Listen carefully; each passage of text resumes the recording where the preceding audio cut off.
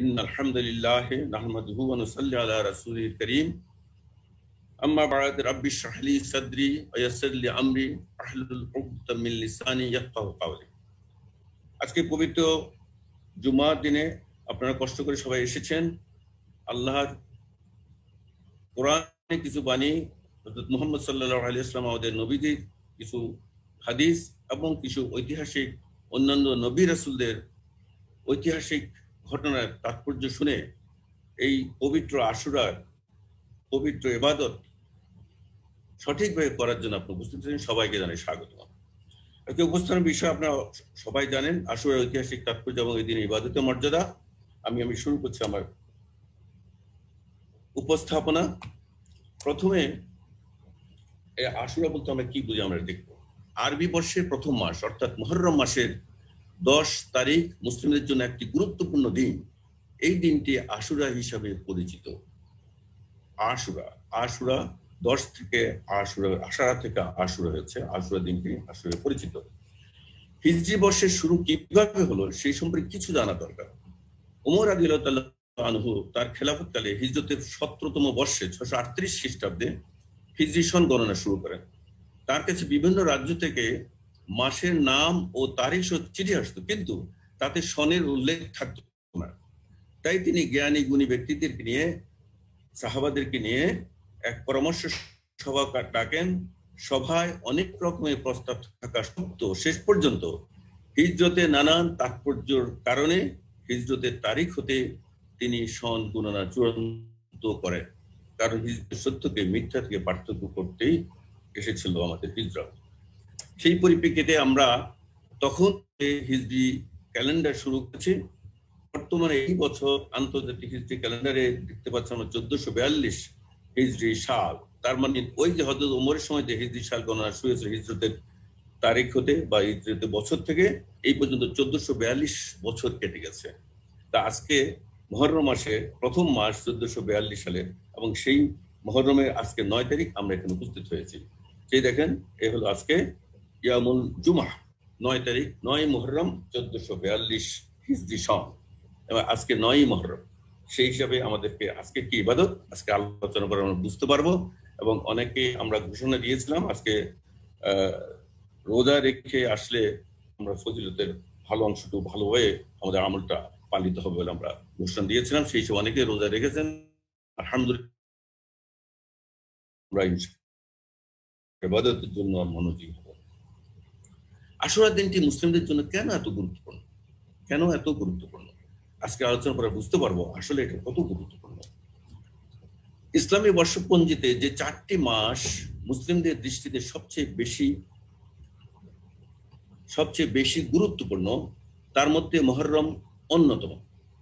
এবং 10ই মুহররম দিনটিকে বিশেষ মর্যাদার দৃষ্টিতে দেখে মুসলিমরা, সারা পৃথিবীর মুসলিমরা।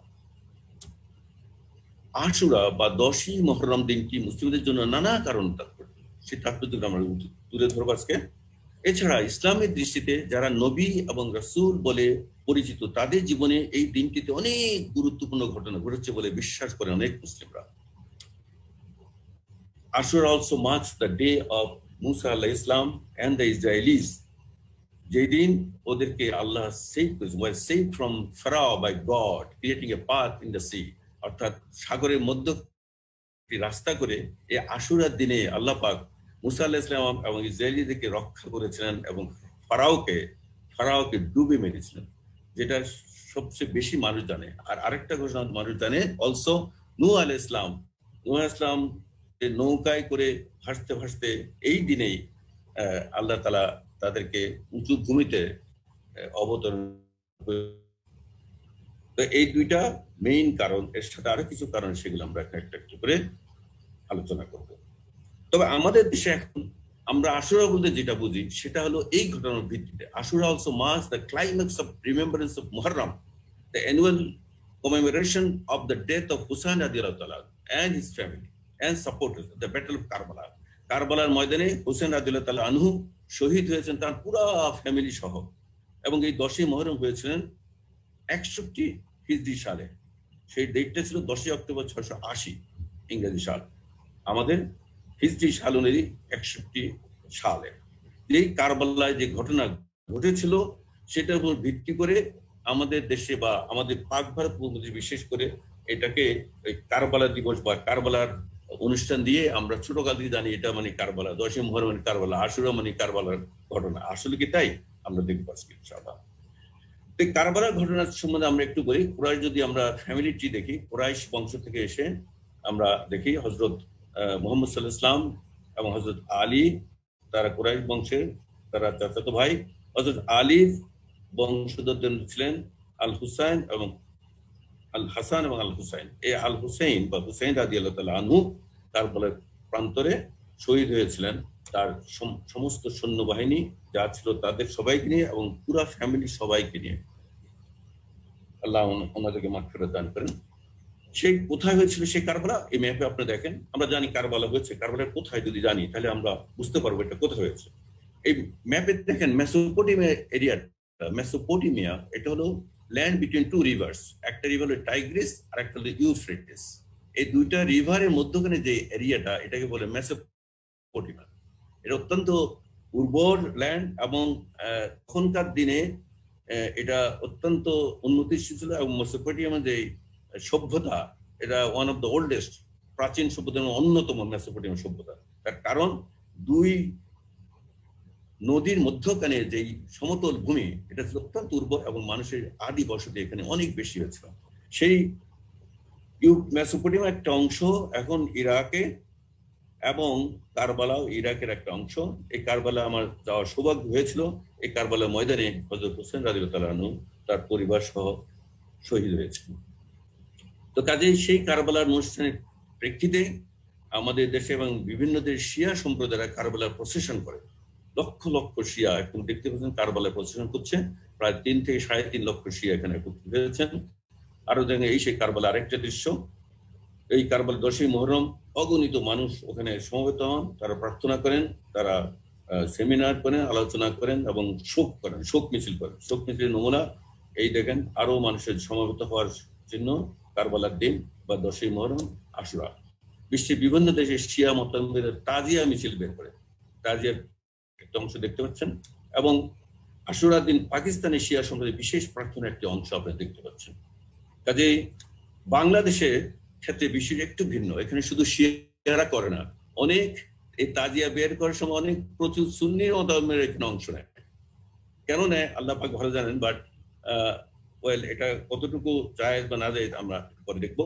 কাজে বাংলাদেশের প্রেক্ষিতে 10ই আশুরা তাজিয়া যখন বের করে, শুধু শিয়া আছে তা না, ওনাদের সুন্নিরা ঢুকে যায়, না জেনে অনেকে ঢুকে যায়, অনেকে এটা বোধহয় পুণ্যের কাজ, এই জন্য ঢুকে যায়। এবং আমরা ছোটকালে দেখছি এই আশুরা মানেই হলো তাজিয়া মিছিল হবে, আমরা দেখবো, তারপর মানুষের শোক করবে, কিভাবে শোক করে দেখেন। বিশ্বের বিভিন্ন দেশের শিয়া মতাবলম্বীরা তাদের নিজেদের শরীরে ছুরি মেরে কষ্ট অনুভব করে। তাদের বিশ্বাস নবী মুহাম্মদ সাল্লাল্লাহু আলাইহি ওয়াসাল্লামের দৌহিত্র হুসাইন রাদিয়াল্লাহু তাআলা আনহুকে হত্যার সময় যে তিনি যে কষ্ট পেয়েছিলেন, তারাও নিজেদের পিঠে ছুরি মেরে সে কষ্ট অনুভবের চেষ্টা করে। কাজেই ওনারা মনে করেন যেহেতু হুসাইন রাদিয়াল্লাহু তাআলা যেই কষ্ট পেয়েছেন ওই কষ্ট অনুভব করে আমরা যদি শোক মিছিল করতে পারি, আমাদের হয়তো অনেক অনেক সওয়াব হবে বা অনেক অনেক পুণ্য হবে। সেই জন্য তারা এটা করে। তার নমুনা দেখেন, এটা দেখেন, ওদের সাদা পোশাক সব লাল হয়ে গেছে। এটা কি ব্লাড রক্ত। নিজের হাতে দেখেন ছুরি দিয়ে নিজেদের মাথা কেটে, কপাল কেটে, ভাড় কেটে ওখান থেকে রক্ত বের করে পুরো শরীর লাল করে ফেলে। তারা মনে করে এটাই শোক করলে এটাই তাদের জন্য বিরাট একটা পুণ্যের কাজ, যার জন্য এটা করে। এই দেখুন সেই মিছিল, শোক মিছিল। এবং অনেকে করে কি, শিয়া মুসলিম সামটাইমস ওয়াক অন কোলস, জ্বলন্ত কয়লার উপর দিয়ে তারা হেঁটে তাদের শোক এবং ওই কষ্টটা তারা অনুভব করে যে হোসেন আল্লাহ যে কষ্ট হয়েছে আমরা যে সে কষ্টে কিছু অংশীদার হতে পারি, ওই জন্য তারা ওটা করে। দ্য ডে অফ আশুরা, ইয়ম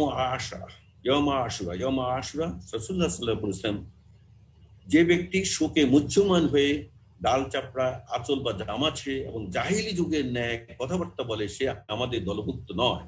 মুসলিম শরীফের 1 নম্বর খণ্ড হাদিস নম্বর 193। অর্থাৎ এই যে আপনার শোকের মিছিল এবং শোকের রক্ত বহন দেখছেন, এটা কিন্তু রাসূলুল্লাহ সাল্লাল্লাহু আলাইহি ওয়াসাল্লাম সুন্নাহ অনুযায়ী এটা মোটেও জায়েজ নয়। এবং যারা এসব করে তারা রাসূলুল্লাহ ঘোষণা দিয়েছেন, হাদিসের মধ্যে আমরা জানছি যে তারা আমাদের দলভুক্ত নয়। কাজে আমরা যে ছোটকাল থেকে জেনে আসছি আশুরা মানেই তাজিয়া মিছিল, ওখানে গিয়ে অংশগ্রহণ করতে হবে, নিজের পিঠ চিপলে দিতে হবে, আসলে এগুলি কিছুই জায়েজ নাই এবং সেটা করা আমাদের উচিত না। আমরা দেখবো তাহলে কেন কেন এত তাৎপর্যপূর্ণ বাংলাদেশের মতো মুসলিম সংখ্যাগরিষ্ঠ দেশগুলিতে 10 মুহররমকে সরকারিভাবে গুরুত্ব দেওয়া হয়, এদিন সরকারি ছুটিও থাকে সবসময়। আমরা জানি সেটা খুব ইম্পর্টেন্ট। কেন ইম্পর্টেন্ট, কেন তাৎপর্যপূর্ণ আমরা জানি না। আমরা কি শুধু তাজিয়ার জন্য তাৎপর্য, যেটা জায়েজ নেই, কিন্তু আমাদের এটা জানা দরকার। আমরা as a Muslim, good Muslim, we must know. এবং কোরআনে যে আয়াতগুলি আছে সেসব সম্বন্ধে আমাদের জানা উচিত এবং সেই হিসাবে আমাদেরকে 10 মুহররম আশুরা পালন করা উচিত। অনেক ইসলামী চিন্তাবিদরা বলেছেন নবী মুহাম্মদ সাল্লাল্লাহু আলাইহি ওয়াসাল্লাম সময় থেকে মুসলিমরা 10 মুহররম পালন করত, আর এর পিছনে নানা ধর্মীয় বিশ্বাস নিহিত ছিল। তখন থেকে অনেক মুসলিমরা বিশ্বাস করেন এই দিনটিতে পৃথিবী সৃষ্টি হয়েছে এবং এই দিনেই পৃথিবী ধ্বংস হবে, যেটি মুসলিমদের বিশ্বাস অনুযায়ী কিয়ামতের দিন, অর্থাৎ কিয়ামত হবে 10 মুহররম, শুক্রবার। কাজেই সেই হিসাবে এই 10 মুহররম বা আশুরার একটা তাৎপর্য রয়ে গেছে। এছাড়া ইসলামের দৃষ্টিতে যারা নবী ও রসুল বলে পরিচিত, তাদের জীবনে এই দিনটিতে অনেক গুরুত্বপূর্ণ ঘটনা ঘটেছে বলে বিশ্বাস করেন মুসলিমরা। এবং আমরা সেই ঘটনার কিছু ঘটনা আজকে ইনশাআল্লাহ দেখবো এবং বুঝতে পারবো এটা এই আশুরা দিন কেন এত তাৎপর্যপূর্ণ। এটা শুধু কারবালা না, কারবালা তো হয়েছে রসুলের ওফাতের অনেক পরে, কাজে রসুলের সুন্নত ছিল তার আগের থেকে, সেটাই আমরা এখন জানতে চেষ্টা করবো। যে কারণে এগুলি নবী রাসূলদের জীবন থেকে ইম্পর্টেন্ট, সে কারণগুলো আমরা একটা একটা দেখতেছি, সেগুলো যেগুলি আমরা আলোচনা করব। প্রথমে, on the day of Ashura 10th of Muharram, Allah forgive prophet Adam আলাইহিস সালামকে এই দিনেই আল্লাহ পাক ক্ষমা করে দিয়েছেন। আল্লাহ সেই প্রফেট নূহ আলাইহিস সালাম enabling his earth to land peacefully and gloriously, এই দিনে নূহ আলাইহিস সালামের তরী বা নৌকা গিয়ে আল্লাহ পাক উঁচু ভূমিতে ল্যান্ড করিয়েছেন এবং তাদেরকে রক্ষা করেছিলেন। এই দিনে আল্লাহ সেই প্রফেট ইব্রাহিম আলাইহিস সালামকে নমরুদের ওই আগুনে ফেলে মারার যে পরিকল্পনা ছিল, যে আগুনে মারার যে পরিকল্পনা, যে বাস্তবায়িত করতে গিয়েছিল 10 মুহররম, ওই দিন আল্লাহ পাক ইব্রাহিম আলাইহিস সালামকে রক্ষা করেছেন 10 মুহররম। Allah united prophet Yaqub with his son Yusuf, ইয়াকুব আলাইহিস সালামকে ইউসুফ আলাইহিস সালাম ওই দিনে একত্রিত করেছিলেন।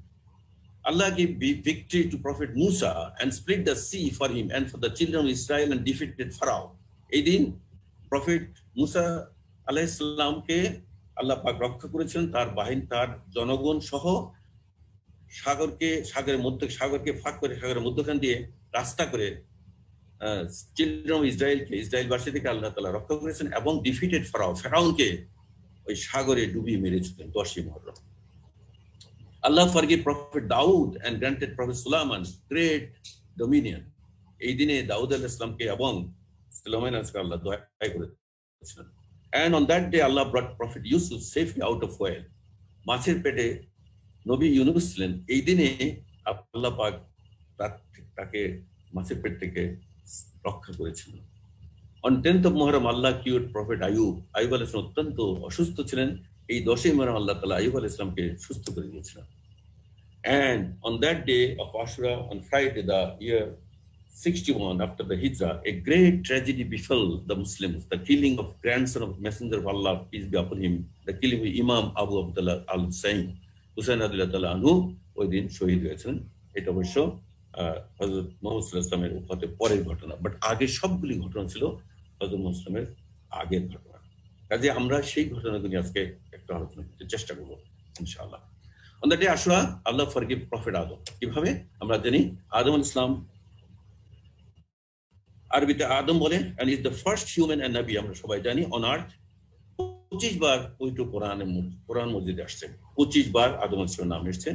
এবং অনেকের মতে এটা আরাফার ময়দানে আল্লাহ পাক তার এবং তার স্ত্রীকে একত্রিত করেছিলেন এবং ওই দিন আল্লাহ পাক তাদেরকে ক্ষমা করেছেন। যদি আমরা জানি কোরআনের ভাষ্য অনুযায়ী জান্নাতে ক্ষমা করে পৃথিবীতে পাঠিয়েছিলেন, বাট এখানে আশুরার মাধ্যমে হয়তো আল্লাহ অনুগ্রহ করেছেন 10 আশুরা, আরাফাতের ময়দানে আশুরার দিনে আল্লাহ পাক অনুগ্রহ করেছেন তার দুজনকে। আল্লাহ gave victory to Prophet Musa and split the sea for him and for the children of Israel defeated Pharaoh. ফেরাউনকে পরাজিত করেছিলেন এই 10 মুহররম। কিভাবে আমরা একটু দেখি, ইতিহাস থেকে আলোচনা করে। এই মুসা ইবনে ইমরান, এটা পবিত্র কোরআনে 136 বার, সুবহানাল্লাহ। কাজে মুসা আলাইহিস সালাম আমাদের জানা উচিত এবং কি ঘটনা ঘটছে যদি যতটুকু জানতে পারি ততই আমরা কোরআনের সাথে নিজেদেরকে যুক্ত করতে পারবো। আমরা যদি দেখি ফ্যামিলি চেইন, আদম আলাইহিস সালাম শুরু করে কিভাবে মুসা আলাইহিস সালাম আসলেন। আদম আলাইহিস সালাম থেকে আসছেন নূহ আলাইহিস সালাম, ওখান থেকে আসছেন ইব্রাহিম আলাইহিস সালাম থেকে আমরা দেখবো ইব্রাহিম আলাইহিস সালামের থেকে আসছেন ইসহাক এবং ইসমাইল আলাইহিস সালাম, তাদের থেকে ইসহাক আলাইহিস সালাম থেকে আসছেন হযরত মুসা আলাইহিস সালাম। এই মুসা আলাইহিস সালামের যদি ফ্যামিলি ট্রি জানেন তাহলে আমরা যখন আলোচনা করি ঐতিহাসিক ঘটনা আমাদের জন্য স্পষ্ট হয়ে যাবে যে মুসা আলাইহিস সালাম কোন চেইন থেকে এসেছেন, আল্লাহ পাক এনেছেন সেটা আমরা জানবো। যেহেতু ইব্রাহিম আলাইহিস সালাম আমরা বলেছি তার ইসমাইল আলাইহিস সালাম তার পুত্র, এবং এই ইসমাইল ইসলাম বংশধর থেকে হযরত মুহাম্মদ সাল্লাল্লাহু আলাইহি ওয়াসাল্লাম এসেছেন বা কুরাইশ বংশ থেকে আসছেন। এটা হলো হযরত ইব্রাহিম থেকে, আমরা মিল্লাত ইব্রাহিম বলি, আমরা ইব্রাহিমকে আদি পিতা বলি এবং আমরা সেই পথে একটা অনুসারী। আরেকটা পথ হলো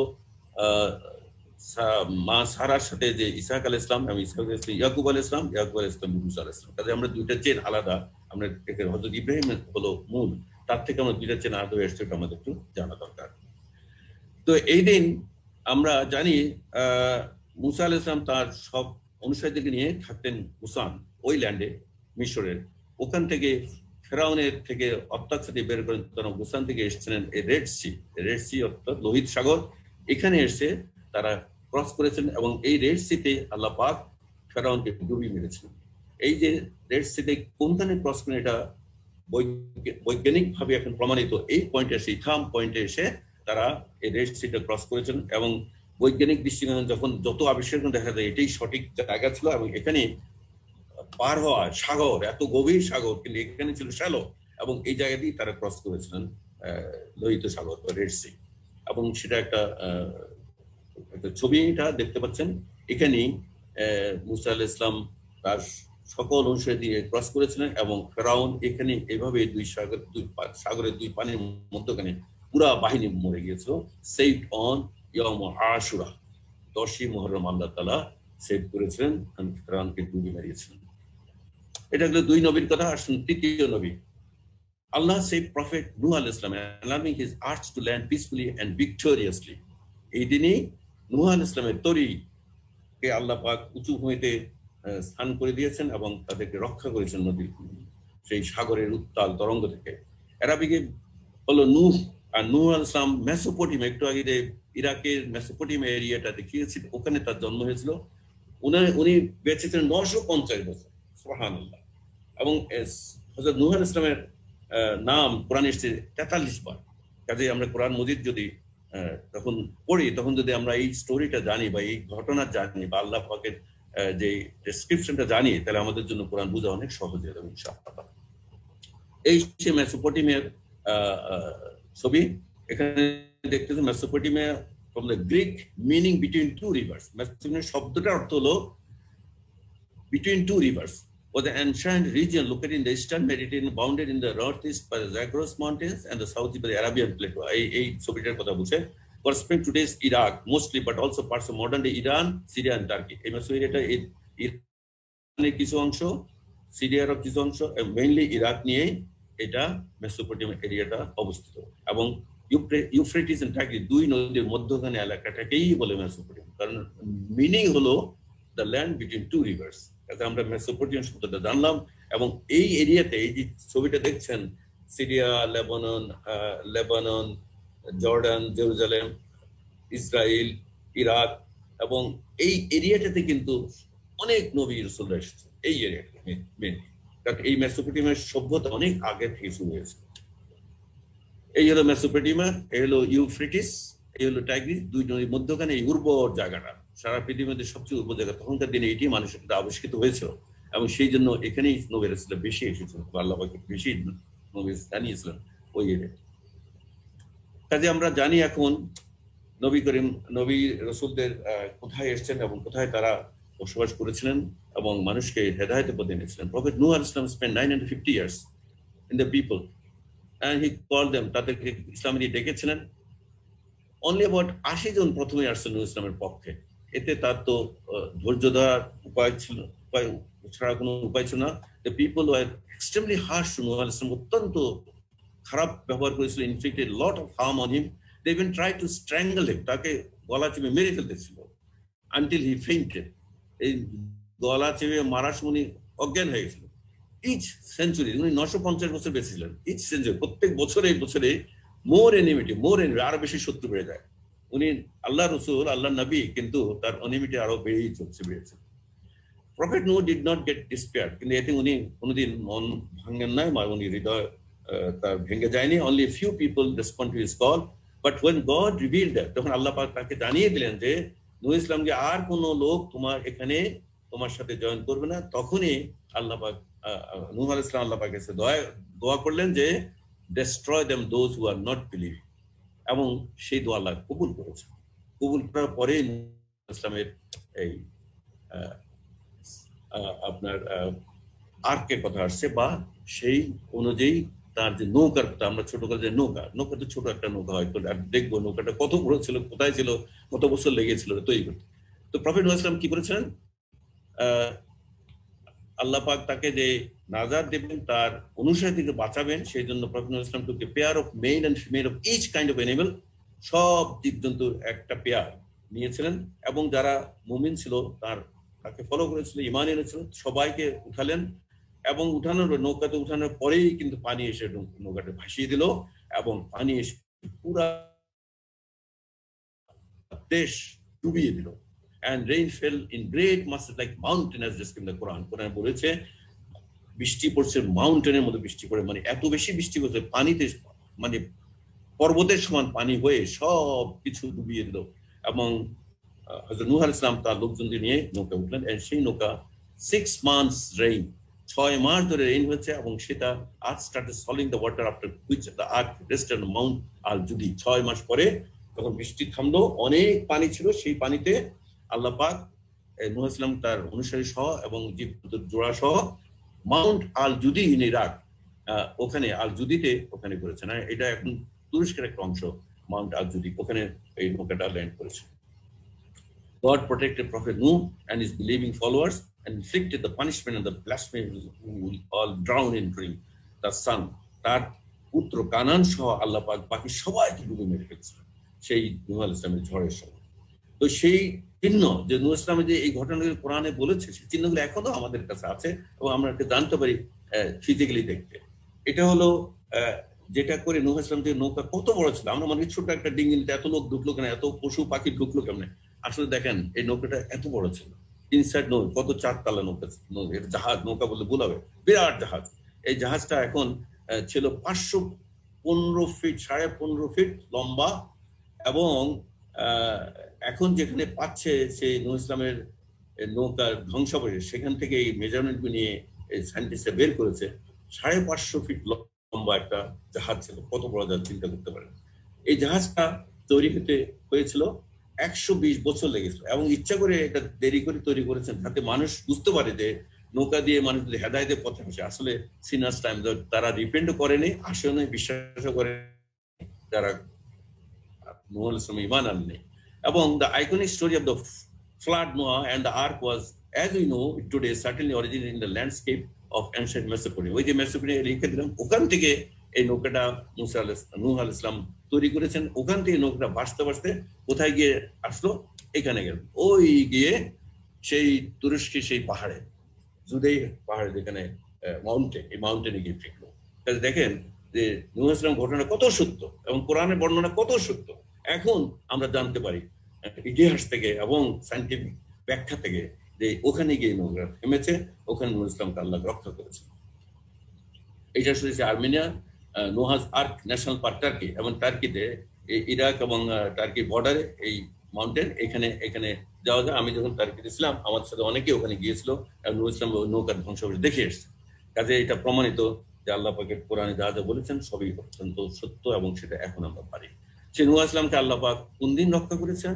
সেভড অন ইয়ম আশুরা, আশুরার দিন আল্লাহ রক্ষা করেছেন। সুবহানাল্লাহ। আল্লাহ সে প্রফেট ইব্রাহিম আলাইহিস সালাম, এবার আসলে ইব্রাহিম আলাইহিস সালামকে নমরুদ কি করেছে আমরা সবাই জানি এই ঘটনা। তো ইব্রাহিম ইসলাম আমরা যেটা জানতে চাই বা জানা উচিত আমাদের, সেটা হলো ইব্রাহিম ইসলাম অ্যারাবিক ইব্রাহিম, এবং কোরআনে এসেছে 73 বার এসেছে কোরআন মজিদে। 73 বার ইব্রাহিম আলাইহিস সালামের নাম এসেছে এবং ইব্রাহিম আলাইহিস অনেক ঘটনা কোরআনে বর্ণনা করা আছে। সেই ঘটনাগুলি আমরা প্রমাণ এখন দেখতে পাচ্ছি এবং যেই দিন ইব্রাহিম আলাইহিস সালামকে আল্লাহ রক্ষা করেছেন সেটা ছিল আশুরার দিন।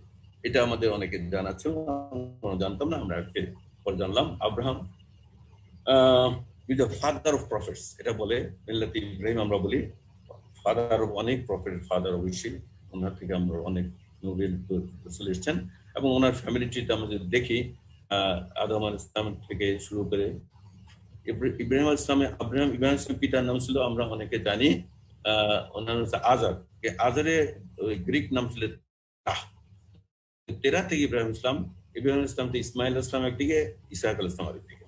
এবং আমরা জানি ইসহাক ইসলামের সাথে ইয়াকুব আলাইহিস সালাম এবং তার বংশধর আর স্ত্রী কুরাইশ বংশধর আমরা এসেছি। তো কাজে আমরা এই ফ্যামিলিটা মনে রাখলে আমাদের বুঝতে সুবিধা হয় এবং ইতিহাস জানতে আমাদের অনেক সুবিধা হয়।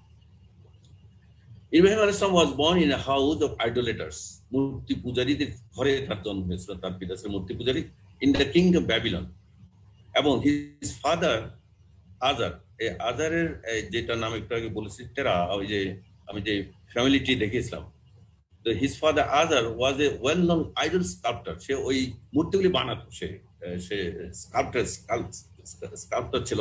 And his people worship as a young child.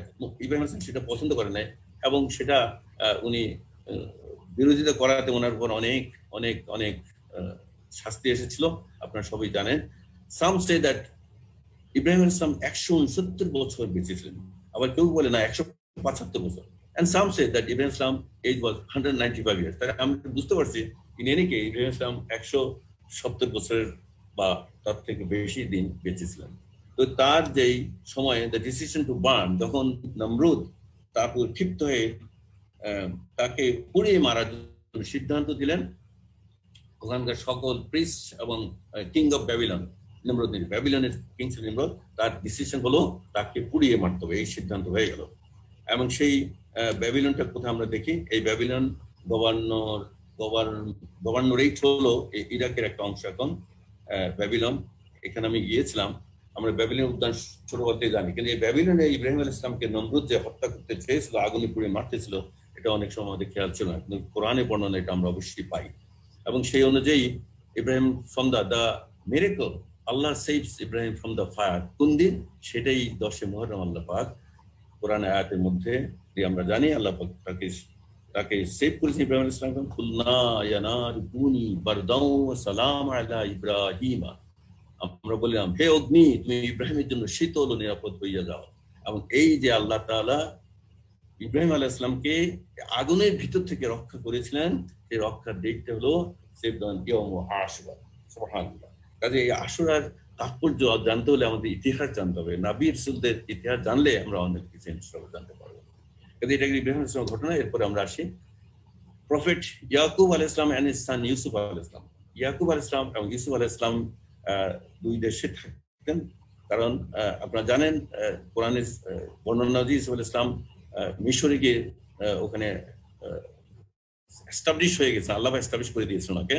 এবং ইয়াকুব আলাইহিস সালাম তখন ছিলেন প্যালেস্টাইনে। এই যে 10 মুহররম তাদের পরিবারের পুনর্মিলন হয়, সেটা আমরা কোরআনে জানতে পারি। এবং ইয়াকুব ইবনে ইসহাক ইবনে ইব্রাহিম এবং 16 বার এসেছে কোরআন মজিদে প্রফেট ইয়াকুবের নাম। কাজে 16 বারে এই ঘটনাগুলি আমরা জানি, আমাদের জন্য অনেক সুবিধা হয় কোরআন বুঝতে। আমরা যেটা বলি ফ্যামিলিটি আদম আলাইহিস সালাম থেকে আসলো, আর যে দেখেন ইব্রাহিম আলাইহিস সালাম, ইব্রাহিম আলাইহিস সালাম থেকে আসলো ইসহাক আলাইহিস সালাম, ইসহাক আলাইহিস সালাম থেকে আসলো ইয়াকুব আলাইহিস সালাম, ইয়াকুব আলাইহিস সালাম থেকে আসলো ইউসুফ আলাইহিস সালাম। কাজে ইয়াকুব আলাইহিস সালাম এবং তার পুত্র ইউসুফ আলাইহিস সালামের এই পুনর্মিলন হয়েছিল রিইউনাইটেড ইন ইজিপ্ট। এবং সেখানে এই কোথায় হলো সেটাই দেখেন আপনারা, তারা এখান থেকে গিয়ে জেরুজালেম থেকে বা ইসরায়েল থেকে গিয়ে তারা এখানে মিলিত হয়েছেন, যেখানে হযরত ইউসুফ আলাইহিস সালাম এস্টাবলিশ হয়েছিল ওই এরিয়ায়। আমরা দেখতে পাচ্ছি ম্যাপ থেকে কোথায় গিয়েছেন এবং কিভাবে তার মিলন হয়েছিল, এবং সেটা হয়েছিল কোন দিন? ইউনাইটেড অন ইয়াউম আশুরা। কাজে নবী করিমদের নবী রাসূলদের এক একজনের জীবনী থেকে আমরা জানতে পারি ইয়াউম আশুরা কত ইম্পর্টেন্ট ছিল। এবং আমরা আজকে ইয়াউম আশুরা সম্বন্ধে বলতে গিয়ে এসব তাৎপর্যগুলি দেখতে গিয়ে আমরা ইতিহাস থেকে অনেক কিছু জানতে পারছি এবং সে নিয়ে আমরা আলোচনা করছি। তাহলে আমরা এটাগুলো ইয়াকুব আলাইহিস সালাম এবং ঈসা আলাইহিস সালাম আসনের পরে প্রফেট দাউদ আলাইহিস সালাম এন্ড গ্র্যান্ডেড প্রফেট সুলাইমান আলাইহিস সালাম। আমরা জানি দাউদ আলাইহিস সালামের পুত্র ছিলেন সুলাইমান আলাইহিস সালাম। আল্লাহ পাক হযরত দাউদ আলাইহিস সালামকে এই দিন মাফ করে দিয়েছেন। ওনার কোনো একটা দোষ ত্রুটি হয়েছিল, যার জন্য উনি আল্লাহর কাছে ক্ষমা চেয়েছিলেন, আল্লাহর কাছে সিজদা দিয়েছিলেন, সিজদায় পড়েছিলেন। আল্লাহ পাক তাদেরকে ক্ষমা করেছেন, তাকে ক্ষমা করেছিলেন এবং প্রফেট সুলাইমান আলাইহিস সালাম দোয়া করেছিলেন তাদের গ্রেট ডোমিনিয়ন, অর্থাৎ সার্বভৌম বিশাল সাম্রাজ্য আল্লাহ দান করেন। আল্লাহ সেই দোয়াও কবুল করেছিলেন এই আশুরা থেকে। আমরা দেখি বাইবেল অনুযায়ী ডেভিড বলে দাউদ আলাইহিস সালাম David, Arabic Dawood appears in the Islamic scripture as a link in the chain of prophets who preceded Muhammad sallallahu alaihi wasallam. Muhammad sallallahu alaihi wasallam আগে এই প্রফেটরা আসছে এবং চেইনে আসছে। 16 বার কোরআন মজিদে আসছে দাউদ আলাইহিস সালামের কথা, 16 times. দাউদ আলাইহিস সালাম born on 10th century BC জেরুজালেমে উনি জন্মগ্রহণ করেছিলেন। আমরা দেখতে পাচ্ছি যে আমরা যে মিডল ইস্টের ম্যাপটা দেখাচ্ছি, সব যেটা আজকে আলোচনা করছি সবাই কিন্তু ওই এরিয়াতে জন্মগ্রহণ করেছিলেন। ওই এরিয়াতে তারা নবুয়তি পেয়েছিলেন এবং নবী হিসেবে ওখানে তারা ছিলেন, মানুষকে হেদায়েতের পথে ডেকেছিলেন। and died on 9th century BC in Jerusalem, মারা গেছেন। এবং তার ছেলে হলো সুলাইমান আলাইহিস সালাম, দাউদ আলাইহিস সালামের ছেলে সুলাইমান আলাইহিস সালাম। কাজে তাদের জন্য কি ঐতিহাসিক ঘটনা আমরা সেটা দেখি। প্রফেট দাউদ আলাইহিস সালাম was a prophet, a messenger, rasul and a lawgiver of God and a righteous king of the United Kingdom of Israel. ইসরায়েলের উনি ইউনাইটেড কিংডম ইসরায়েলের উনি ছিলেন রাজা বা ওখানকার কর্তা এবং মালিক। সেখানে উনি নবী ছিলেন এবং রাসূল ছিলেন এবং সেখানে উনি নাম করে রাইটিয়াস কিং, অত্যন্ত ভালো কিং ছিলেন, যেহেতু আল্লাহ রাসূল অবশ্যই ভালো হবেন। His genealogy goes back to Judah, the son of Prophet Yaqub and Prophet Ibrahim. সেটা আমরা ফ্যামিলি চেনে দেখলে আমরা বুঝতে পারি কোথেকে আসছে ওনার জেনিওলজি। ইব্রাহিম আলাইহিস সালাম থেকে আসলে আমরা যেটা জানি ইসহাক আলাইহিস সালাম, ইসহাক ইয়াকুব আলাইহিস সালাম, ইয়াকুব আলাইহিস সালাম থেকেই আসছে দাউদ আলাইহিস সালাম। তাহলে আমরা যদি ফ্যামিলি চেনটা দেখি তাহলে ইতিহাস বুঝতে মানুষ সুবিধা হয় এবং নবী করিম নবী রাসূলদের অবস্থান, কার আগে কে এসেছেন, কোথায় এসেছেন, কার ছেলেকে কোন লাইন কে এসেছেন আমরা যদি শুনি, আমরা তাহলে কোরআনে কথা বলে আয়াতগুলো আমরা সুন্দরভাবে বুঝতে পারবো, স্পষ্টভাবে বুঝতে পারবো ইনশাআল্লাহ। প্রফেট দাউদ আলাইহিস সালাম ruled Palestine for 40 years. 40 বছর উনি রুলার ছিলেন। He was known for wisdom, strength and devotion to Allah. অত্যন্ত আল্লাহ ভক্ত ব্যক্তি ছিলেন দাউদ আলাইহিস সালাম, যে দর্শী হবেন উনি নবী ছিলেন এবং উইজডম, অত্যন্ত তীক্ষ্ণ বুদ্ধির অধিকারী ছিলেন তিনি হযরত দাউদ আলাইহিস সালাম। দ্য স্টোরি প্রফেট দাউদ, এখানে লম্বা স্টোরি আমি পুরো যাবো না, যেটা আমরা জানি এই বানু ইসরাইল, ওনার বনি ইসরাইল দেখলাম ফ্যামিলিটিতে Banu Israel were scared of fighting the Philistines. They had only a few hundred soldiers. তো প্রথমেই যখন দাউদ আলাইহিস সালামের প্রথম কালে যখন ইসরায়েলে উনি শাসন করতে শুরু করতে চেয়েছিলেন, তখনই ফিলিস্তিনদেরকে ফাইট করা খুবই দুরূহ ব্যাপার ছিল। তাদের মধ্যে ছিল কয়েকশো সোলজার, কিন্তু ফিলিস্তিন নামে যেই জাতি ওখানে ছিল ওরা অত্যন্ত শক্তিশালী ছিল। কিন্তু হযরত দাউদ আলাইহিস সালামকে আল্লাহ পাক যে শক্তি দিয়েছেন, সেই শক্তি দ্বারা তারা ফিলিস্তিনকে পরাজিত করে আল্লাহর আইন ওখানে স্থাপন করেছেন এবং দাউদ আলাইহিস সালাম তার নবুয়ত প্রাপ্ত হয়েছিলেন। এবং এই তার নবুয়ত কালে হযরত দাউদ আলাইহিস সালাম কোনো একটা ঘটনা একটা রং জাজমেন্ট দিয়েছিলেন।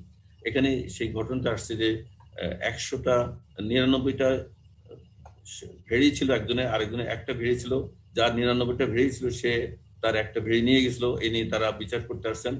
আসার পরে হযরত দাউদ আলাইহিস সালাম এক পক্ষকে শুনে বিচার একটা কমেন্ট করেছিলেন, সেটাই তার একটা পাপ হয়ে গেছিল।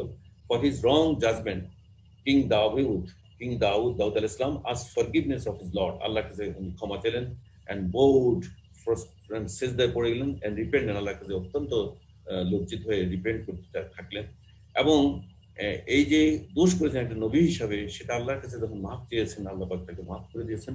সেই মাফটা করেছেন আশুরাতে। সো উই ফরগিভ হিম, কোরআনে 38 নম্বর সূরা 25 নম্বর আয়াতে আল্লাহ পাক বলছেন, so we forgive him king Dawud আলাইহিস সালাম that sin and he is near to us.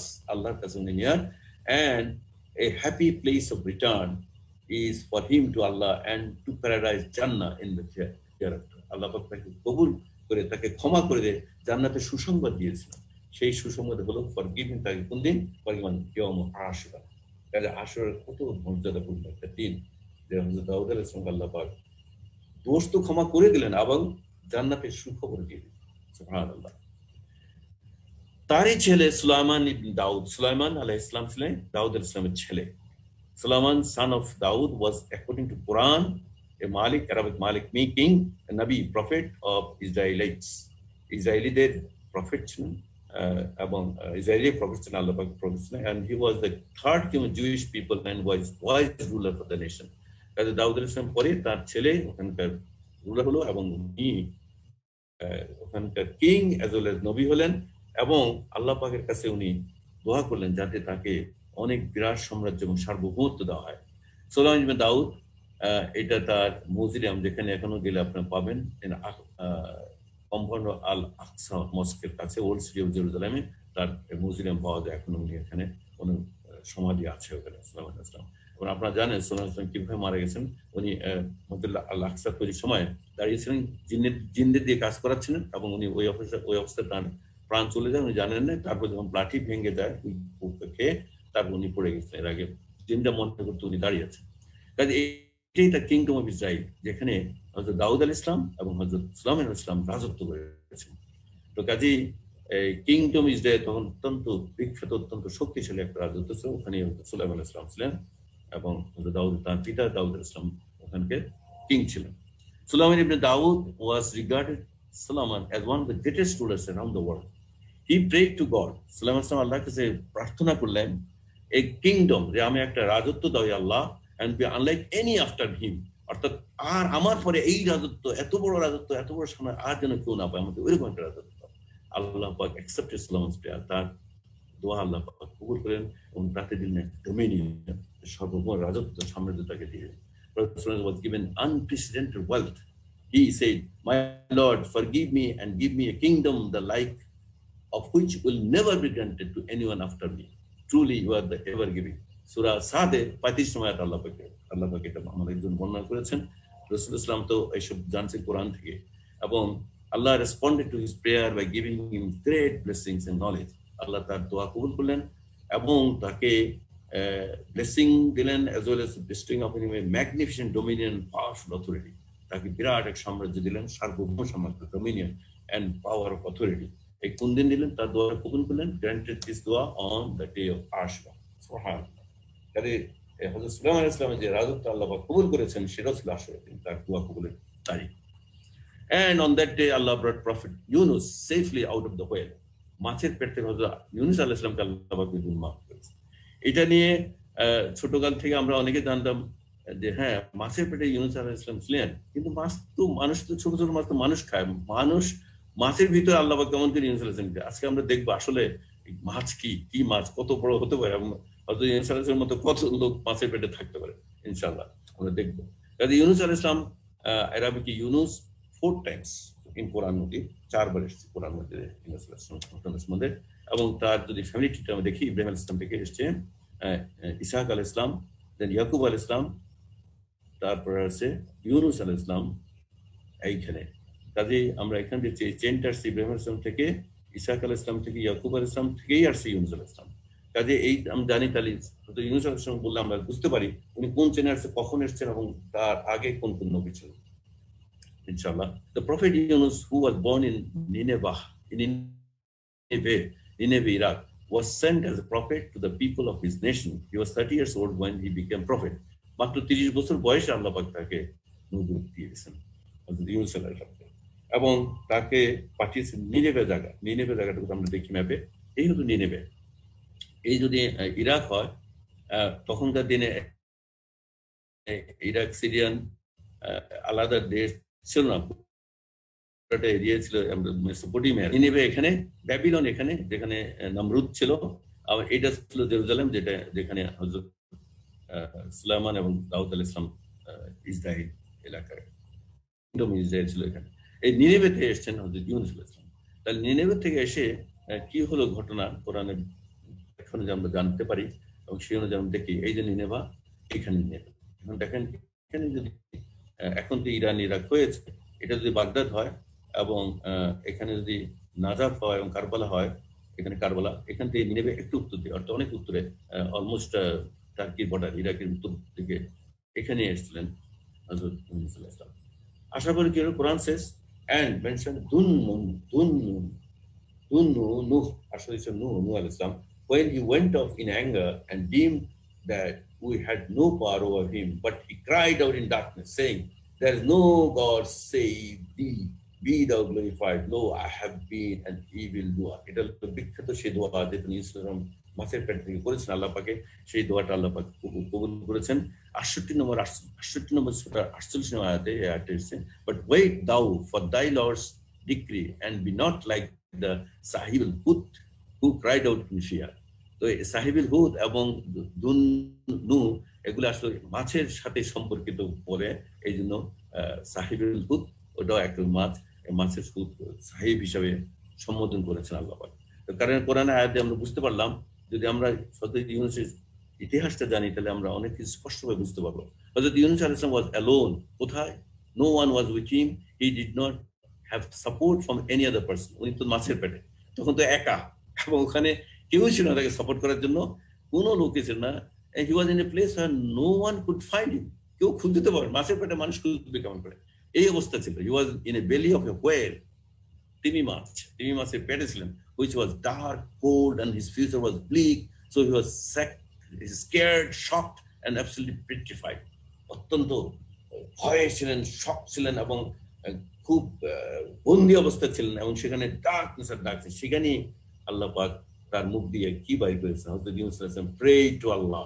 উনি শুধু মুখ নাড়াতে পারতেন আর কলটা চালু ছিল, সেই হিসাবে উনি ওই বন্দি অবস্থা নড়চড় করতে আশেপাশে নড়বে কেমন করে, সেই অবস্থায় যে দোয়া পড়লেন, and he was in the belly of the whale as he recognized the mistake he had made. তখন মিস্টেকটা কি, মিস্টেকটা ছিল, উনি যখন দিলেও কেউ ওনার ডাকে আসে না, উনি বলছেন আল্লাহর গজবে, উনি ওনার অনুসারীর দিকে রেখে উনি চলে আসছেন আল্লাহর পারমিশন ছাড়া। এটাই তার ছিল দোষ। সেই দোষের জন্য আল্লাহ পাক তাকে মাছের পেটে নিয়ে শাস্তি দিয়েছিলেন, এবং শাস্তি দিয়ে যে দোয়াটা করেছেন এই হলো সেই দোয়া, বিসমিল্লাহির রহমানির রহিম, লা ইলাহা ইল্লা আনতা সুবহানাকা ইন্নী কুনতু মিনাজ জালিমিন। এটাই হযরত ইউনূস আলাইহিস সালাম মাছের পেটে বন্দি অবস্থায় ডার্কনেসে, যেখানে আর কোনো আশা ভরসা, সেখানে বারবার করতে লাগে, লা ইলাহা ইল্লা আনতা সুবহানাকা ইন্নী কুনতু মিনাজ জালিমিন। এই দোয়ার বদৌলতে আল্লাহ পাক তাকে ক্ষমা করেছেন। কাজে এই যে মাছের পেটে মানুষ, যেখানে মানুষ মাছ খায়, সেটা কেমন করে সম্ভব? এই দেখেন কত বড় মাছ, the largest animal in history. একটা মাছ, এই হলো তিমি মাছ, হোয়েল যেটাকে বলে, এই তুলনায় মানুষের সাইজ দেখেন, এই যে মানুষ একটা, তার মানে এই মাছের পেটে কতগুলো মানুষ দিতে পারে? প্রায় 40-50 জন কি 100 জন মানুষ দিলেও এই মাছের পেট ভরবে না, এরকম। কাজে একজন মানুষ, হয়তো ইউনূসকে যদি একটা মাছের, আল্লাহর হুকুম একটা মাছ যদি পেটের ভিতরে রাখে, তো কোনো ব্যাপারে নাই। কিন্তু আমরা তো অনেকে বুঝি না, এটা কেমন করে বললো, কোরআনে কেমন করে আসলো, মাথায় ঢুকে না। মাছের ভিতরে, মাছের পেটে তো মানুষ যায় কেমন করে? তো দেখেন, এখন তো এই তিমি মাছ বৈজ্ঞানিকভাবে প্রমাণিত, এবং এই একটা তিমি মাছের সাইজ দেখেন, কম্পেয়ার করেন একটা জাহাজের সাইজের কাছাকাছি, একটা জাহাজের সাইজের কাছে, আর মানুষ এই কত ছোট এই তুলনা, human being.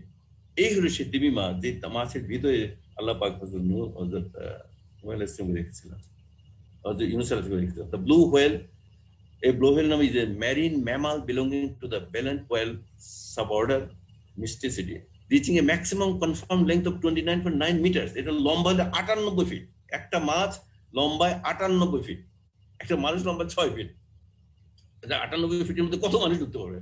Reaching a maximum confirmed length of 29.9 feet, 98 feet, and weight of 173 tons. প্রায় 190 টনের মতো এটা ওজন। কত বড় 190 টন একটা জাহাজের ওজন। It is the largest known to have ever existed. এই হোয়েলের মুখের ভিতরে আল্লাহ পাক হযরত ইউনূস আলাইহিস সালামকে রেখেছেন। আল্লাহ আল্লাহ। এবং ইউনূস সালাম সেই দোয়া পড়তে পড়তে আল্লাহকে ক্ষমা করেছেন ওনার দোষের জন্য। এবং এই যে সে মাছ থেকে আল্লাহ পাক আল্লাহর হুকুমে মাছ তাকে আবার বাইরে রেখে দিল। এবং এই যে আল্লাহ মাফ করেছেন, সেভড হযরত ইউনূস সালাম on the day of Ashura, Yawm Ashura. দেখতে পারেন আশুরার এই তাৎপর্য কত গভীরে চলে গেছে, ইতিহাস থেকে আমরা সব জানি। আলহামদুলিল্লাহ। আসুন আমরা দেখি এরপরে 10th of Muharram Allah cute prophet Ayub. এটা প্রফেট আইয়ুবের স্টোরি আমরা জানি, এবং ইতিহাস থেকে আমরা জানতে পারছি প্রফেট আইয়ুবকে আল্লাহ পাক কিউট করেছেন, রোগ মুক্ত করেছেন, শিফা দান করেছেন। আইয়ুব আলাইহিস সালাম, Ayub is a masculine given name in Arabic 4 times in Holy Quran. 4 বার এর শব্দ আইয়ুবের ঘটনা সম্বন্ধে আল্লাহ পাক বলেছেন কোরআনে আমাদেরকে। আইয়ুব আলাইহিস সালাম was born in Basan বা সিরিয়া, ওই আবার ওই এরিয়াতে আল্লাহ ওখানে জন্মগ্রহণ করেছেন। It is consider that he live between the 15th and 16th century BC, that he live 220 years, 220 বছর ছিলেন আইয়ুব আলাইহিস সালাম। এটা ইতিহাস থেকে যা স্কলার বের করেছে, 220 বছর আইয়ুব আলাইহিস সালাম ছিলেন। কোথায়? এই এরিয়াতে, সিরিয়া এরিয়াতে উনি বাসান বা সিরিয়া এরিয়াতে উনি জন্মগ্রহণ করেছিলেন। আমরা জানি এটা এখন আমরা সিরিয়া হিসেবে পরিচিত, বাট ওই তখনকার এরিয়াটা সিরিয়ান সাম্রাজ্য বড় ছিল। কাজে আমরা যদি ওনার ফ্যামিলি ট্রিটা দেখি, হযরত ইব্রাহিম আলাইহিস সালাম থেকে হযরত ইসহাক আলাইহিস সালাম, হযরত ইয়াকুব আলাইহিস সালাম, ওর থেকে হযরত আইয়ুব আলাইহিস সালাম। কাজে আমরা দেখি ইয়াকুব আলাইহিস সালামের বংশধর আইয়ুব আলাইহিস সালাম, এবং উনি সিরিয়াতে জন্মেছেন, ওখানে ভর্তি হয়েছিলেন। কাজে আমরা আইয়ুব আলাইহিস সালাম ছিলেন, প্রফেট আইয়ুব আলাইহিস সালাম ছিলেন to reform the people who lived in the desert situated in the northeastern corner of Palestine. অর্থাৎ প্যালেস্টাইন আর এখন সিরিয়া ওই কর্নারে ডেজার্টে যখন দিল, ওখানে আল্লাহ পাক তাকে পাঠিয়েছিলেন। When Ayub was chosen to be the prophet, he started to teach the people about God in his religion. He advised the people to be good and shun evil. ভালোর দিকে ডেকেছেন, হেদায়েতের জন্য আল্লাহ পাক পাঠিয়েছেন, তাকে শুরু করেছেন। Prior to his illness, কিন্তু উনি একটা বিরাট অসুস্থ হয়ে গিয়েছিলেন। এটার আগে উনি অত্যন্ত ধনী ব্যক্তি ছিলেন। Possessed treasures of gold and silver, and he owned land, farms, fields, and cattle. He also had many children. The illness overtook Prophet Ayub. তার অসুস্থতাকে কাবু করে ফেলেছিল was 70 years. When he was 70 years, 70 বছর বয়সে তার অসুখ হয়েছিল। The illness was so severe that not a single limb of Ayub was free from disease. প্রত্যেকটা অঙ্গে তার অসুস্থ হয়ে সাংঘাতিক পচন লেগে গেছিল, except two things. একটা টাং অ্যান্ড হিজ হার্ট, তার হৃদয় বা কলব এবং তার জিহ্বা, এই দুইটা ছাড়া বাকি সব অঙ্গ ধ্বংস হয়ে গেছিল প্রায়। রিমেম্বারেন্স অফ আল্লাহ, এই দুটা রেখেছেন আল্লাহ পাক যাতে আল্লাহকে উনি স্মরণ করেন। He lost his children and his whole family except his wife who remained devoted to him. কাজেই এই তার অসুখের মধ্যে সব কিছু হারিয়ে ফেলছেন। প্রত্যেকটা অঙ্গ ছিল তার রোগাক্রান্ত, একমাত্র জিহ্বা এবং কলব দ্বারা, যাতে তিনি আল্লাহকে স্মরণ করেছেন। আফটার টার্নিং টু আল্লাহ, এই আল্লাহকে স্মরণ করলেন, আল্লাহ আফটার টার্নিং টু আল্লাহ তওবা করলেন, calling fervently upon Allah and supplicating without becoming disgruntled and dissatisfied. এবং উনি মর্মাহত হইয়া রাগ না করে আল্লাহর কাছে কাঁদতেই থাকলেন অ্যান্ড আল্লাহ তার দোয়া কবুল করলেন। Allah directed prophet Ayyub to drink from and bath in a cool spring. He was cured and his body healed. কোরআন আয়াত এখন বলছেন যে তাকে বলিলাম তুমি তোমার পথ দ্বারা ভূমিতে আঘাত করো, ওই যে আঘাত করে যে ঝর্ণা বেরোলো, ওই তো গোসলের ঠান্ডা পানি ও পানি ওই দিয়ে আল্লাহ পাক তাকে কিওর করে দিলেন এই দুরারোগ্য রোগ থেকে। এবং কিওর অন ইয়ৌম আশুরা, সুবহানাল্লাহ। এই আশুরার দিনেই আল্লাহ পাক আইয়ুব আলাইহিস সালাম কিওর করেছেন। এন্ড আমরা জানি, যেটা আমরা প্রথমে কতগুলি স্লাইড দেখিয়েছিলাম, যে Karbala and the day of Ashura on Friday, the year 61 after Hijrah, great tragedy. এটা হলো ট্র্যাজেডি, এরা তাৎপর্য না, এবং এটা রাসূলুল্লাহ ওফাতের অনেক পরে 100 বা প্রায় 60 বছর কাছ থেকে পরে উসমান রাদিয়াল্লাহু তাআলা শহীদ হয়েছেন। এবং এটাকে আমাদের শিয়া সম্প্রদায় অত্যন্ত দুঃখের সাথে ওটা কমেমোরেট করে এবং ওটা নিয়ে অনেক শোক মিছিল করে, শোক যাত্রা করে, যেটা দেখেছিলাম। তো তারা যে শোক যাত্রা করে, তার কারণ আমরা অবশ্যই আমরা শোকাবো। কারণ হযরত হুসাইন আলাইহিস সালাম তো আমাদের নবী করিম সাল্লাল্লাহু আলাইহি ওয়াসাল্লামের অত্যন্ত প্রিয় নাতি ছিলেন এবং অত্যন্ত ভালোবাসতেন নবী করিম সাল্লাল্লাহু আলাইহি ওয়াসাল্লাম তাকে। তো কাজে তার ওপরে আমরা অবশ্যই মর্মাহত, এবং এটা অত্যন্ত দুঃখজনক ঘটনা। কিন্তু আমরা রাসূলের সুন্নাহ অনুযায়ী আমরা আমলগুলি করবো ইনশাআল্লাহ, এবং যেটা রাসূল নিষেধ করেছেন আমরা করবো না। কাজে এই হুসেইন যে মারা গেছেন 10ই শহীদ হয়েছেন, সে 10ই মুহররম কারবালা ময়দানে আমরা দেখলাম। তো কাজেই দিস হ্যাপেন্ড অন ইয়ৌম আশুরা, এই ট্র্যাজেডিটাও আশুরার দিনে হয়েছিল 10ই মুহররম। কিন্তু রাসূলুল্লাহ যেহেতু বলেছেন, আমরা অবশ্যই শোকাহত দুঃখিত, কিন্তু রাসূলুল্লাহ বলেছেন যে ব্যক্তি শোকে মুহ্যমান হয়ে গাল চাপড়ায় আঁচল বা জামা ছিঁড়ে এবং জাহিলি যুগের ন্যায় কথাবার্তা বলে, সে আমাদের দলভুক্ত নয়। এই সহিহ হাদিসের মুসলিম সহিহ হাদিস অনুযায়ী আমরা সেই ঘটনাকে নিয়ে শোকে মুহ্যমানে আমরা ওইরকম কিছু করতে পারবো না, জাহিলি যুগে কথাবার্তা বলতে পারবো না, এবং শোক মিছিল করে ওই শোক প্রকাশ করতে পারবো না। কারণ মুসলমানদের জন্য শোক মাত্র 3 দিন, কিন্তু আমরা আজকে কত বছর হয়ে গেল, এখন যদি এবং হাদিস অনুযায়ী আমরা আমল করলাম। কাজে আমি এখন সংক্ষেপে আসবো। আমরা তাৎপর্যগুলি দেখলাম। এই পর্যন্ত 8জন নবী রাসূলের কথা আমরা বলেছি এবং কোরআনের বরাত দিয়ে, কোরআনের রেফারেন্স দিয়ে আমরা বলেছি। আমরা দেখি আসলে তাৎপর্য, ফজিলত, করণীয় বর্জন নিয়ে আমরা আলাপ করছিলাম, শুরু করেছিলাম। তাৎপর্য আমরা জানি, এতক্ষণ ধরে আমরা যা বললাম এগুলি তাৎপর্য ছিল আমরা জানি, এবং ঘটনার পরিপ্রেক্ষিতে আসলে তাৎপর্য আমরা বুঝতে পেরেছি। তাহলে এই আসল দিন আমাদের ফজিলত কি, আমরা তাৎপর্য বুঝলাম, ঘটনা জানলাম, ইতিহাস জানলাম, নবী রাসূলদের ঘটনা জানলাম, কোরআনের আয়াত অনুযায়ী বুঝতে পারলাম যে ফজিলতগুলি কি। ফজিলত হলো হযরত আবু কাতাদা রাদিয়াল্লাহু তাআলা থেকে বর্ণিত যে নবী করিম সাল্লাল্লাহু আলাইহি ওয়াসাল্লাম ইরশাদ করেন, আমি আশাবাদী যে আশুরার দিনে রোজার উসিলায় আল্লাহ তাআলা অতীতের 1 বছরের গুনাহ মাফ করে দিবেন। তিরমিজি হাদিস নম্বর 751। যেই আশুরার দিনে যদি আমরা রোজা রাখি তাহলে আল্লাহ পাক সহিহ হাদিস অনুযায়ী অতীতের 1 বছর গুনাহ মাফ করে দেবেন। কত বড় ফজিলত! একদিন রোজা রাখবো, পুরা বছরের গুনাহ আল্লাহ পাক মাফ করে দেবেন। 2 নম্বর, হযরত আবু হুরায়রা রাদিয়াল্লাহু বর্ণিত অপর হাদিসে নবী সাল্লাল্লাহু আলাইহি ওয়াসাল্লাম ইরশাদ করেন, রমজানের রোজার পর মুহররম মাসের রোজার সর্বোত্তম। সুবহানাল্লাহ। কাজেই এত বড় উত্তম রোজা আমরা কিছুতেই ছাড়তে পারি না। সেই বাংলা হাদিসে আসছে আবু হুরায়রা রাদিয়াল্লাহু বর্ণিত, তিনি বলেন রাসূলুল্লাহ সাল্লাল্লাহু আলাইহি ওয়াসাল্লাম বলেছেন, রমজানের পর সবচেয়ে উত্তম রোজা হচ্ছে আল্লাহর মাস মুহররমের রোজা। কাজেই সহিহ মুসলিমের 82 নম্বর হাদিস। আরো হাদিসে আসছে নবী করিম সাল্লাল্লাহু আলাইহি ওয়াসাল্লাম বলেন, ফরজ সালাতের পরে সর্বোত্তম সালাত হলো রাত্রি সালাত। এখানে তাহাজ্জুদের সালাতের দিকে নির্দেশ করা হয়েছে। আর রমাদানের পর সর্বোত্তম সিয়াম হলো আল্লাহ পাকের মুহররম মাসের সিয়াম। সুবহানাল্লাহ। কাজে এত ইম্পর্টেন্ট সিয়াম, এবং এটা আমাদের অবশ্যই পালন করতে হবে। এবং এই সিয়ামে এই আশুরার দিন তাহলে আমরা জানি তো ফজিলত আমাদের করণীয়গুলি কি। করণীয় প্রথম, আশুরার দিন রোজা রাখা, তবে এর সাথে 9 তারিখ বা 11 তারিখ মিলিয়ে রাখা। কারণ নবী করিম সাল্লাল্লাহু আলাইহি ওয়াসাল্লাম ইরশাদ করেন, তোমরা আশুরার দিনে রোজা রাখো, তবে এই ক্ষেত্রে ইহুদিদের থেকে ভিন্নতা অবলম্বন করো তো তোমরা আশুরার পূর্বে অথবা পরের একদিন সহ রোজা রাখবে। কাজে এটা সহিহ হাদিস। কাজে আমাদেরকে একদিন আশুরার দিন রোজা রাখলে হবে না, 9 অথবা 11 তারিখ মিলিয়ে রাখতে হবে। এবং আরেকটা হাদিস আছে 9 এবং 10 তারিখ অবশ্যই রাখবেন না, সাথে 9 মিলাবো না 11 মিলাবো, সে তোমার আর হাদিস আছে। কাজে এই হাদিস যদি আমরা ফলো করি তাহলে আমরা 9 তারিখে রোজা রাখার সম্ভাবনা বেশি। এই দিন বেশি বেশি তওবা ইস্তেগফার করা, এগুলো করণীয় আমাদের। এই দিন অর্থাৎ 10ই মুহররম আশুরার দিনে আমাদের বেশি বেশি তাওবা ইস্তেগফার করা। কারণ নবী করিম সাল্লাল্লাহু আলাইহি ওয়াসাল্লাম ইরশাদ করেন, মুহররম হলো আল্লাহ তাআলার নিকট একটি মর্যাদাবান মাস। এই মাসে এমন একটি দিন আছে যাতে তিনি অতীতে একটি সম্প্রদায়কে ক্ষমা করেছেন এবং ভবিষ্যতে অপরাপর সম্প্রদায়কে ক্ষমা করবেন। কাজে আমরা যদি ওই দিন বেশি বেশি তওবা ইস্তেগফার করি, আল্লাহ পাক অবশ্যই আমাদেরকে ক্ষমা করবেন। এই জন্যই এটার ফজিলত তো বেশি। দিনের খাতিরে এই দিনে আমরা যে লাস্টের ঘটনা বলেছিলাম, এই দিনে হোসেন রাদিয়াল্লাহু তাআলা যে ত্যাগ তিতিক্ষা করেছিলেন ইসলামের জন্য, যে ত্যাগ তিতিক্ষা প্রদর্শন করেছেন, তা থেকে সকল মুসলমানের দিনের জন্য যে কোনো ধরনের ত্যাগ ও কুরবানি পেশ করা, শিক্ষা গ্রহণ করা। তো ইসলামের জন্য, দিনের জন্য আমি যে কোনো ত্যাগ স্বীকার করতে রেডি আছি, এবং সেই ত্যাগ শিক্ষার কোরবানি করার জন্য আমাকে প্রস্তুত থাকতে হবে, এবং সেই শিক্ষা আমি গ্রহণ করব এই দিনের করণীয় থেকে।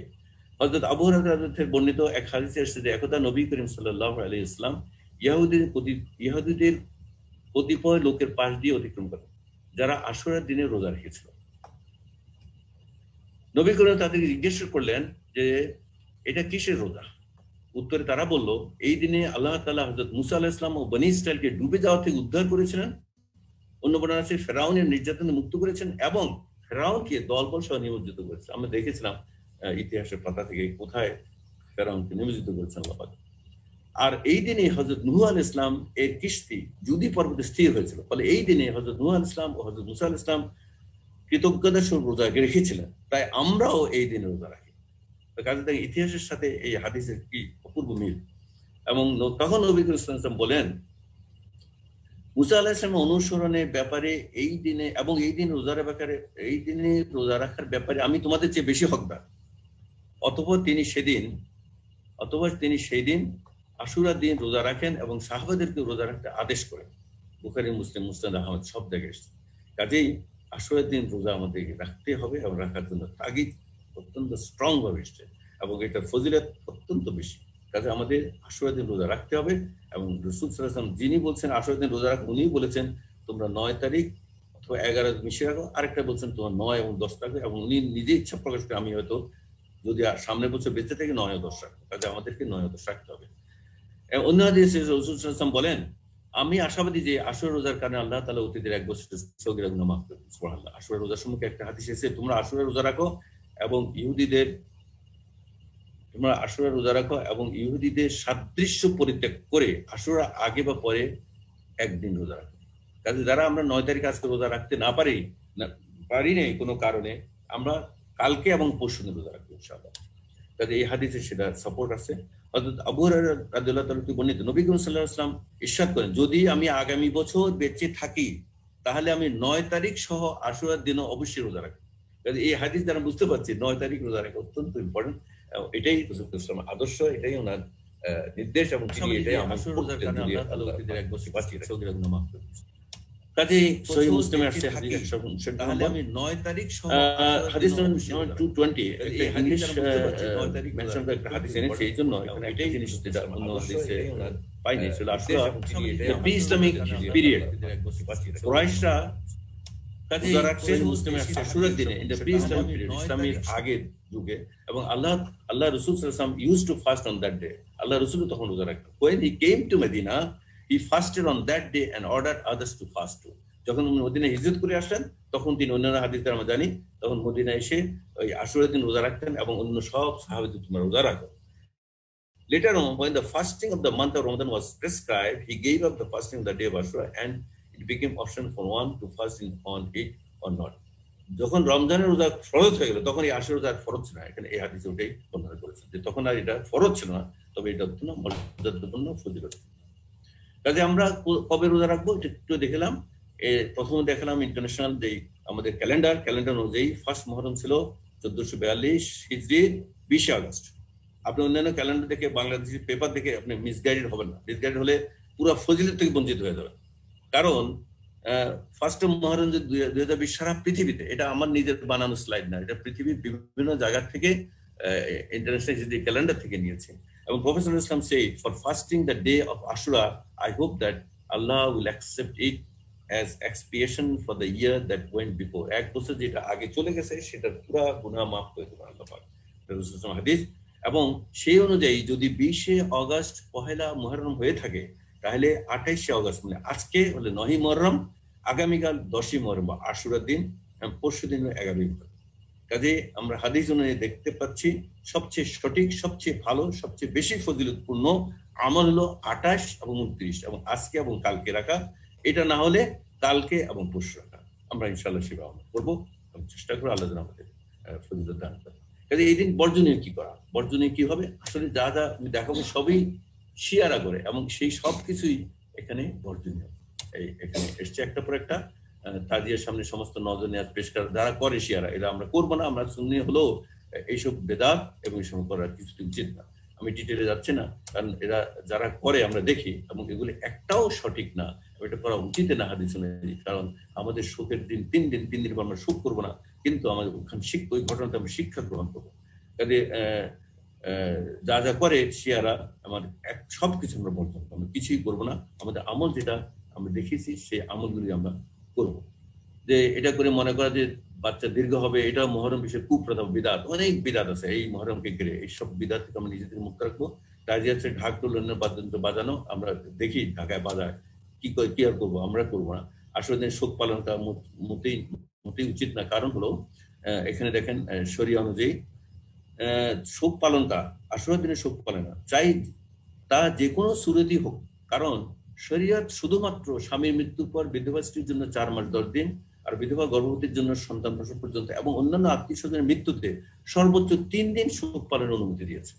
এই সময়ের পর শোক পালন করা জায়েজ নেই, আর উল্লেখিত শোক পালন এগুলোর কোনোটার মধ্যে পড়ে না। কাজে আমরা ওগুলি সব বর্জন করবো, আমরা মুশরিক করবো না এবং ওগুলি বেদাত সবকে বলতে চেষ্টা করবো। যারা শিয়াদের সাথে সুন্নিরা অংশগ্রহণ করে তাদেরকে বোঝাতে চেষ্টা করবো যে আল্লাহর রাসূলের হাদিস অনুযায়ী এগুলি বিদআত। এবং শরীয়ত কর্তৃক অনুমোদিত শোক পালনের অর্থ হলো শুধুমাত্র সাজসজ্জা বর্জন করা। শোক পালনের নামে যাচ্ছে তাই করার অনুমতি শরীয়তের মধ্যে নেই। শোক প্রকাশের জন্য কালো সবুজ রঙের বিশেষ পোশাক পরিধান করা, ওই কিছুই নেই আসলে, এগুলো সব আমরা বর্জন করবো। এই এই দিনে গুরুত্ব এবং ফজিলত এইটা আমরা জানবো। গুরুত্ব ফজিলত জানা আমাদের দরকার, কারণ নবী রাসূলদের জীবনী থেকে আমরা শিক্ষা গ্রহণ করে আমরা জানবো। বয়ান করার জন্য মিথ্যা জাল হাদিসে বর্ণনা করা, এটা মিথ্যা হাদিস ও বর্ণনাকে জাহান্নামের ঠিকানা বানিয়ে দিতে বলা হয়েছে। কারণ মিথ্যা হাদিস দিয়ে আমরা এটাকে জায়েজ করতে চেষ্টা করবো, বিদআত করে এটা আমরা কোনোদিন করবো, কিছুতেই করবো না। এখানে আশুরার দিনে সোফার আমরা কি আলোচনা করলাম, যে দিনের নিন্দিত গরিত কাজসমূহের কিছু নমুনা পেশ করলাম। মূল কথা বক্ষমান প্রচার করণীয় শিরোনামের অধীনে তিনটি আমল আমরা কি বলেছি? 1 নম্বর, আশুরার দিনে পূর্বে অথবা পরের একদিন সহ রোজা রাখা, 1 নম্বর আমল। 2 নম্বর আমল তওবা ইস্তেগফার করা। 3 নম্বর আমল দিনের জন্য যে কোনো ধরনের ত্যাগ ও কুরবানি করার শিক্ষা গ্রহণ করা। এই 3টা আমল পেতে হবে, আর কোনো দিন কোনো আমল শরীয়তে প্রমাণিত নাই। তাই এই 3টি আমল ব্যতীত আশুরাকে কেন্দ্র করে বিশেষ যে কোনো কাজই করা হবে তা বিদআত ও মনগড়া হবে, এটা আমরা করবো না। আল্লাহ তাআলা আমাদের সকলকে শিরক, বিদআত ও গুনাহের কাজ থেকে বিরত থাকার তৌফিক দান করেন। এবং আমরা আমল অনুযায়ী দেখেন, ফাস্টিং অন আশুরা আমি আরেকটি মনে করিয়ে দিতেন সবার জন্য। মুহররম 1442 আগস্ট 2020, 28শে আগস্ট মানে আজকে 9 মুহররম, কালকে 10 মুহররম, পরশু 11 মুহররম। আমি রিপিট করছি হাদিসগুলি, একটু ইংলিশ ভার্সন দিয়ে। It is recommended two fast on the 9th and 10th of Muharram. It is recommended, and if that is not possible, যদি কোনো কারণে এটা পসিবল না হয় আমরা আমাদের রাখতে পারি, তাহলে আমরা রাখবো কবে? 10 এবং 11 প্রিভিয়াস। এতে হবে কি? Fasting the day of Ashura, I hope that Allah will accept it as an expiation for the sins committed in the previous year. গত 1 বছরটা আল্লাহ মাফ করে দেবেন। রসুলের কথা, রসুলরা যখন আশা করেন তা অবশ্যই আল্লাহ কবুল করবেন। when the following year comes, রসুল বলছেন যদি আগামী বছর আসে এবং আমি বেঁচে থাকি, আল্লাহ willing, we shall fast on the 9th along with Ashura day. অর্থাৎ আগামী বছর আমি বেঁচে থাকলে আমি 9 তারিখ এবং 10 তারিখ থাকি। সবকিছু জেনেই আমরা জানলাম। আল্লাহ আমাদের আমলগুলো কবুল করেন সকলে, আমিন আমিন সুম্মা আমিন। এবং সবাইকে ধন্যবাদ। আলহামদুলিল্লাহ, পবিত্র প্রাণ হাদিস বিজ্ঞান হতে একটা অংশ ধৈর্য ধরে শোনার জন্য আপনাদের ধন্যবাদ। আল্লাহ যেন আমাদেরকে সঠিক পথে পরিচালিত করেন, আমিন সুম্মা আমিন। ধন্যবাদ। সুবহানাকা আল্লাহুম্মা বিহামদিকা আস্তাগফিরুকা, সুবহানাকা আল্লাহুম্মা বিহামদিকা আশহাদু আল্লা ইলাহা ইল্লা আনতা আস্তাগফিরুকা ওয়া আতুবু ইলাইক।